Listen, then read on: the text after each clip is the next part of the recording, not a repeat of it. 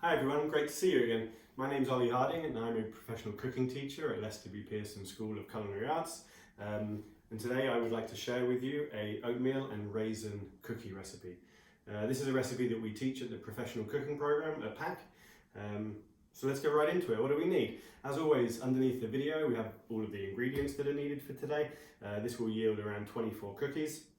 And for equipment, we're going to need a spatula or a wooden spoon, a deep mixing bowl, a couple of spoons, teaspoons or larger if you want bigger cookies, and I'm going to be using an electric handheld whisk. You can use just a handheld whisk. If you have a stand-up electric mixer, you could use that. That would be ideal. It's going to make your life a lot easier.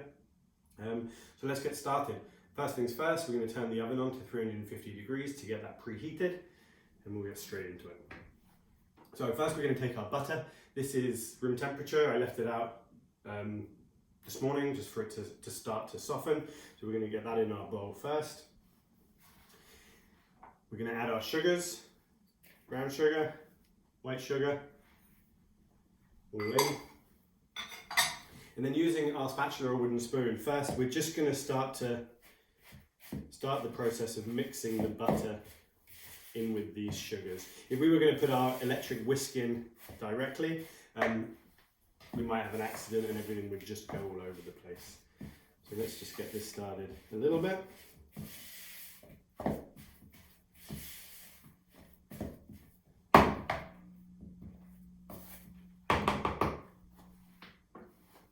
Okay, and then with the whisk that you're using, or the electric one, we're just going to carry on, and this is what we refer to as creaming the sugar in the butter.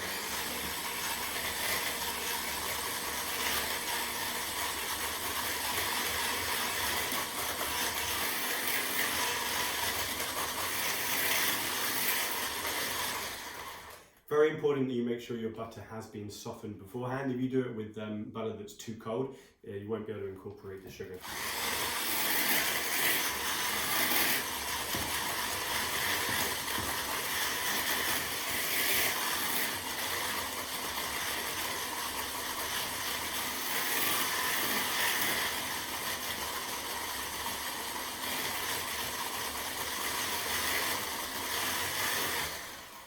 And the aim of this stage is to dissolve the granules of the sugar. Using the soft brown sugar doesn't take a long time for it to dissolve, and the same thing with the white caster sugar. So if you want to come closer, this is what we're looking for now.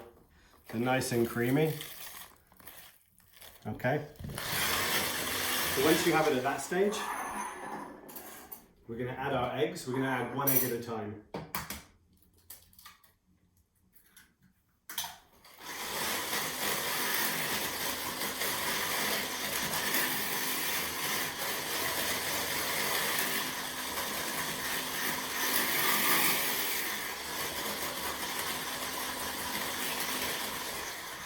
Once the first egg is fully incorporated, we're going to get the second one in.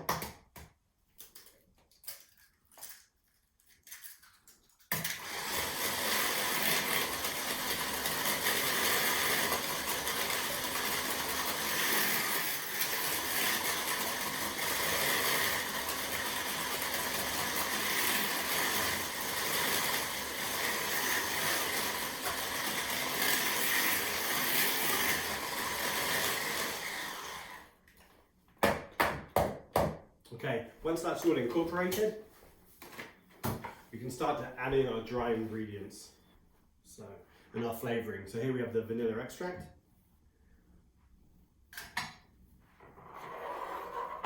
I'm going to go back to my spatula now, making sure everything's coming down from the sides of the bowl.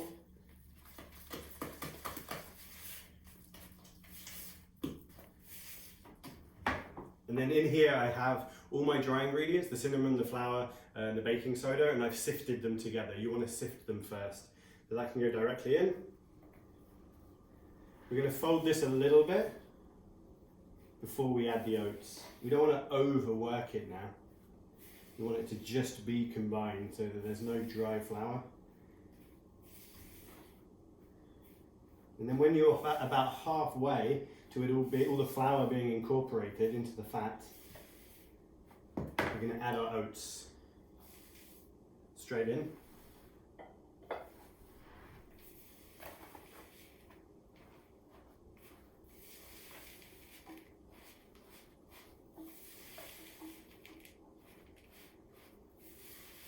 And then now that it's nearly all been incorporated together, we're going to add the final ingredient, which is our raisins. If you're not a big fan of raisins, you can just leave them out completely. The same with the cinnamon. You don't have to add the cinnamon if you don't like. And if you do really enjoy cinnamon, you can always add a little bit more, double the amount. You could add chocolate chips into this recipe if you wanted. You could add different nuts. You could add different type of dried fruit as opposed to the raisins, sultanas.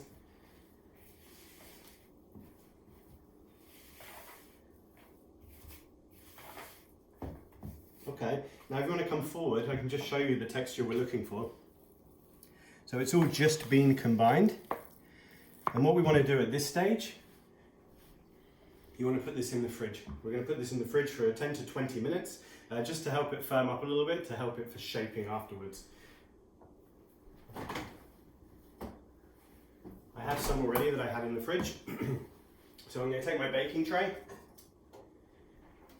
As I mentioned before in previous videos, if you can double up your tray, meaning that you have one underneath the other one, it's going to help an even cook for the cookies. If you have just the one tray on its own, the bottom's going to get very, very hot and the underside of the cookie has a chance to brown too much or to overcook. So double tray. Now taking your 2 spoons, you're just going to make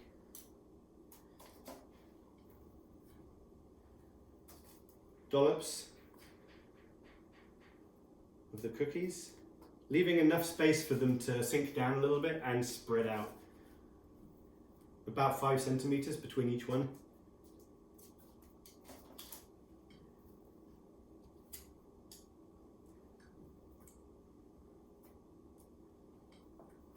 And these are quite rustic in shape, but you could spend a little bit more time if you wanted making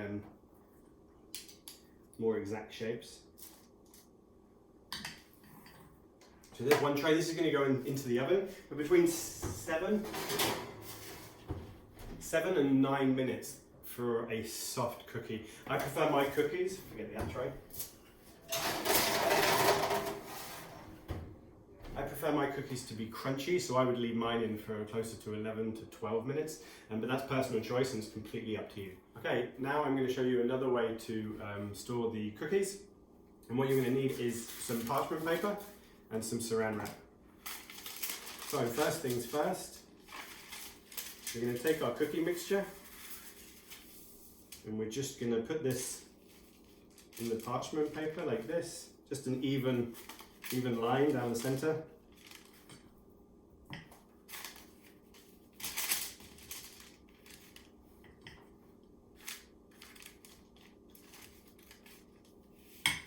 So as you can see, we have a nice even line. And now what we're going to do is we're going to roll this up into a log,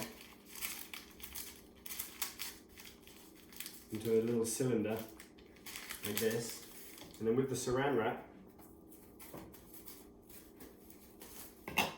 we're going to roll it in that as well.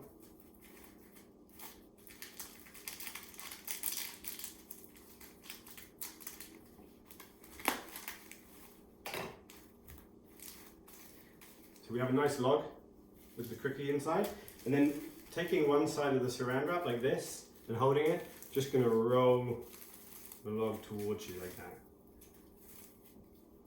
And then we're going to do the same for the other side. We're just going to twist until you can't twist anymore, and that gives us a nice little cylinder of our cookie dough. We're just going to wrap it one more time, keeping these ends closed in. And then this can now go in the freezer or the fridge.